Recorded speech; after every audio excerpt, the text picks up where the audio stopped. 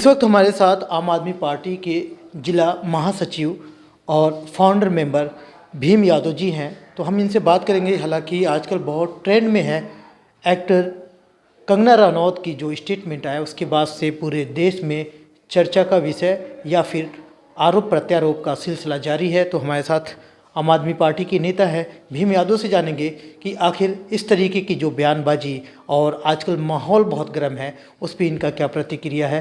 क्या आम आदमी पार्टी इस स्टेटमेंट को कैसे देखती है और इनके जैसे जो हालांकि फरीदाबाद में बड़ी जिम्मेदारी है, तो इस स्टेटमेंट को ये कैसे देखते हैं। भीम यादव जी, जो माहौल गर्म हुआ पड़ा है कंगना रनौत की जो एक स्टेटमेंट के बाद से, इसको आप कैसे देखते हैं? क्या लगता है इसे स्टेटमेंट के बाद से? सिद्दीकी जी, सबसे पहले तो मैं आपके दर्शकों को नमस्कार करता हूं। दरअसल कंगना रनौत की जो स्टोरी चल रही है अभी हमारे देश में, जो अभी उनको पुरस्कार दिया गया है पद्मश्री का, हमारे देश में सबसे बड़ा जो पुरस्कार होता है वह भारत रत्न का होता है। भारत रत्न के बाद जो भारत विभूषण, फिर भारत भूषण और फिर चौथे नंबर का सबसे बड़ा पुरस्कार ये पद्मश्री का होता है। जो पद्मश्री पुरस्कार लोगों को दिए जाते हैं, हमारे देश की जो प्रथा रही है, यह भी एक प्रथा है कि हमारे देश में कलाकारों को भी या किसी भी क्षेत्र में एक विशेष कार्य करने के लिए किसी को भी इस तरह के पुरस्कार दिए जाते रहे हैं। अब भारतीय जनता पार्टी और नरेंद्र मोदी, देश के जो प्रधानमंत्री नरेंद्र मोदी की टीम, किस तरीके से कंगना रनौत को इस इतने बड़े पुरस्कार के लिए सेलेक्ट किया था, और देने के बाद जो सवाल खड़े हुए, उसके बाद कंगना रनौत ने जो एक इंटरव्यू में जो इन्होंने बयान दिए, इससे स्पष्ट हो जाता है कि कंगना रनौत को ये पुरस्कार क्यों दिया गया। अब हमारे देश में अभी चुनाव के माहौल चल रहे हैं, कई राज्यों में चुनाव हैं। चुनाव में मुद्दों से भटकाने के लिए जो देश के अभी महत्वपूर्ण मुद्दे, महंगाई, भ्रष्टाचार, लूट, अपहरण, इस तरह के मुद्दे हैं, इससे मीडिया का ध्यान भटकाने के लिए कंगना रनौत जैसे एक एक्टर को ये पुरस्कार दिया गया है। चलिए, पुरस्कार देना तो ठीक है, उन्होंने क्या क्राइटेरिया रखा उसको तो देखा गया, लेकिन स्टेटमेंट को कैसे देखते हैं? क्या सच में 2014 में देश को आज़ादी मिली है? आपको क्या लगता है? तो यानी कि इसके पहले की हालात कुछ और थे? नहीं, जो कंगना रनौत ने जो बयान दिया कि भारत 2014 के बाद आज़ाद हुआ है, बिल्कुल शर्मनाक बयान है। हमारे देश के स्वतंत्रता सेनानियों का अपमान है। सिद्दीकी जी, हमारे देश को आज़ादी दिलाने के लिए हमारे राष्ट्रपिता महात्मा गांधी जो अपनी भूमिका निभाए, आज पूरा विश्व में उनका डंका बजता है।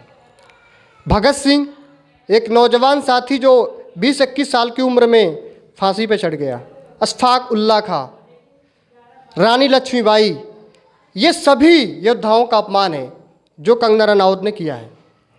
इसको किसी भी तरीके से माफ़ नहीं करना चाहिए कंगना रनौत को ऐसे बयान पर। रही बात कि क्या कंगना रनौत ने जो बयान दिए हैं कि भारत 2014 में आज़ाद हुआ है, क्या कंगना रनौत को नरेंद्र मोदी, अमित शाह नया संविधान लिखने की जिम्मेदारी देने वाले हैं? बाबा साहब अम्बेडकर ने हमारे देश में आज़ादी के बाद जो उन्होंने हमारे देश को संविधान दिया, सभी वर्गों को, सभी जातियों को सम्मान दिया, उस संविधान के अंदर सबको अधिकार दिया। आज उनके संविधान के अंदर जो व्यवस्था उन्होंने बनाई, उसी के आधार पर आज कंगना रनौत भी पद्मश्री पुरस्कार पाई हैं। उस व्यक्ति का भी वो अपमान कर रही हैं। अम्बेडकर जी हमारे देश के सबसे पूजनीय व्यक्ति थे।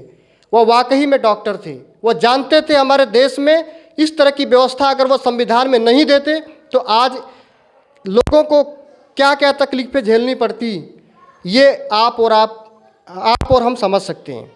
लेकिन कंगना रनौत ने ये बयान देकर हमारे देश के सभी स्वतंत्रता सेनानियों का घोर अपमान किया है। इस तरीके के जो स्टेटमेंट और लगातार ये चर्चा का विषय बनता जा रहा है, और खासकर कंगना रनौत को देखा जा रहा है पिछले कुछ सालों से, साल या 1.5 साल के तकरीबन हो गया कि लगातार चर्चा का विषय बना हुआ है उनका स्टेटमेंट आना या किसी पे टिप्पणी करना। तो ऐसा क्यों? ये क्या कोई पॉलिटिकल स्टैंड तो नहीं देखा जा रहा है इसको? दरअसल सिद्दीकी जी, ये महाराष्ट्र में एक बार जब अभी कुछ दिनों पहले सरकार बनी थी, चोर दरवाजे से बीजेपी ने सरकार बनाया। उसके कुछ घंटों बाद वहाँ पे सरकार बदल गई। तब भारतीय जनता पार्टी खुद सामने आके इस स्थिति में नहीं थी कि वह विपक्ष को या देश को जवाब दे पाए। तब उन्होंने ऐसे एक्टर को सामने लाया जो पिछले जब से वह सरकार इनकी गिरी वहाँ पे उसके बाद से एक्टिव हुई हैं। आज इस देश में जो मूलभूत मुद्दे हैं जिससे देश को और सरकार को और देश की जनता को कनेक्ट होना चाहिए, उस मुद्दे से भटकाने के लिए इस तरह के कंगना रनावत जैसे कई ऐसे लोगों को अभी भारतीय जनता पार्टी ग्राउंड पे लाएगी और देश का अपमान करवाएगी। और मैं आपसे बड़े जिम्मेदारी के साथ कह रहा हूँ कि भारतीय जनता पार्टी के द्वारा सोची समझी एक रणनीति है जो ऐसे लोगों को सेलेक्ट करके समय समय पे मीडिया के सामने बयान दिलवाकर और रोज़मर्रा के मुद्दों से जनता का और मीडिया का ध्यान भटकाने के लिए ऐसे एक्टर पैदा कर रही है। आप कह रहे हैं कि ये इस तरीके का प्लान है एक तरीके से भारतीय जनता पार्टी का, और विरोध जो प्रदर्शन हो रहा है, विरोध किया जा रहा है लगातार स्टेटमेंट आने के बाद से। कांग्रेस, आम आदमी पार्टी, तमाम ऐसी पार्टियां हैं जो विरोध कर रही हैं, पर बीजेपी के कानों जूं क्यों नहीं रेंग रहा है? क्या इसके मतलब कि वो सही है उनका स्टेटमेंट? कैसा माना जाए इसको? देखिए, भारतीय जनता पार्टी, जैसे आपने हमसे पूछा कि इस तरह के बयान जो लोग देते हैं तो भारतीय जनता पार्टी पे कोई असर नहीं पड़ता। बिल्कुल नहीं असर पड़ता, क्योंकि भारतीय जनता पार्टी का सरकार जनता से कोई लेना देना नहीं है। किसानों के मुद्दे पे क्या हुआ? किसान चिल्लाते रह गए कि 3 काला कानून वापस लो, वापस लो, वापस लो, लेकिन इस सरकार के कान पे जू तक नहीं देगा, क्योंकि वो जानती है वो दंगा करवा के, लूटपाट करवा के, गलत तरीके से, चाहे वो प्रशासनिक लोगों का सहारा लेके वो फिर दोबारा सरकार बना लेती है।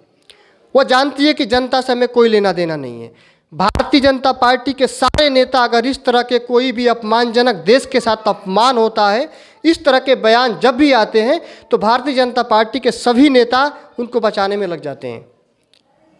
चाहे वह कोई भी घटना हुई हो, चाहे वह हाथरस की घटना ले लीजिए, किसानों के मुद्दे को ले लीजिए, कंगना रनावत के ऐसे अभद्र बयान को ले लीजिए, कभी भी इस तरह की बात आती है तो भारतीय जनता पार्टी, इसके सभी नेता, छोटे बड़े सभी नेता उसको बचाने के लिए उसके साथ खड़े हो जाते हैं। कहीं ना कहीं इस बयान के बाद से अब आग सुलग रहा है देश के अंदर, बहुत तरीके के माहौल बनते जा रहे हैं, कई ऐसे पार्टी या फिर संगठन विरोध प्रदर्शन कर रहे हैं। तो आप, पार्टी की जिम्मेदारी है, तो किस तरीके से आप लोग इसको देखेंगे और इसके लिए क्या आपकी आवाज़ उठेगी?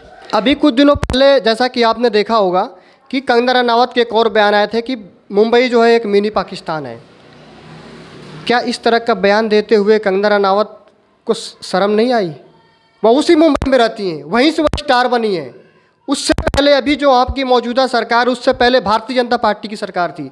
कोई देश, कोई राज्य एक दिन में नहीं बनते। अगर वह मिनी पाकिस्तान है तो भारतीय जनता पार्टी का ही उसको क्रेडिट जाना चाहिए।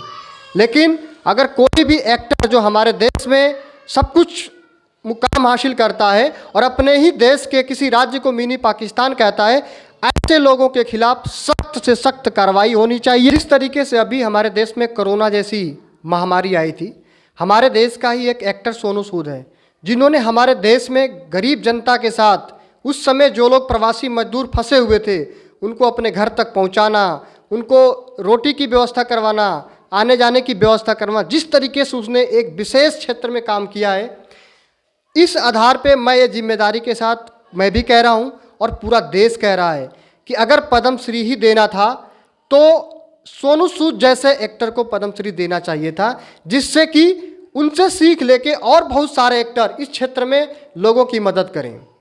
और मैं फिर ये भारतीय जनता पार्टी, नरेंद्र मोदी जी से, प्रधानमंत्री हमारे देश के हैं, अमित शाह जी जो गृह मंत्री हैं, मैं उनसे भी बात ये कहना चाहता हूँ कि अभी और इस समय जो कंगना रनावत ने जो बयान दिए हैं ये बड़े शर्मनाक हैं।